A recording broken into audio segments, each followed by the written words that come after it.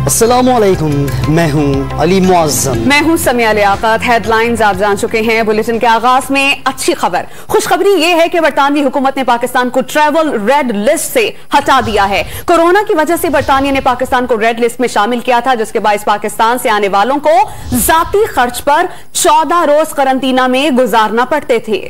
बरतानवी high commissioner ने अपनी हुकूमत के फैसले से आगाह करते हुए कहा कि पाकिस्तान को रेड लिस्ट से निकालने की खबर की तस्दीक करते हुए वो खुशी महसूस कर रहे हैं। पाबंदी के बायस पाकिस्तानी मुश्किलात का शिकार थे। पाकिस्तान और बरतानिया मिलकर काम करते रहेंगे। दोनों ममालिक के दरमियान डाटा शेयरिंग से ही ताल्लुकात को महफूज बनाया जा सकता है। बरतानवी हुकूमत ने पाकिस्तान को ट्रैवल रेड लिस्ट से हटा दिया है। कोरोना की वजह से बरतानिया ने पाकिस्तान को रेड लिस्ट में शामिल किया था।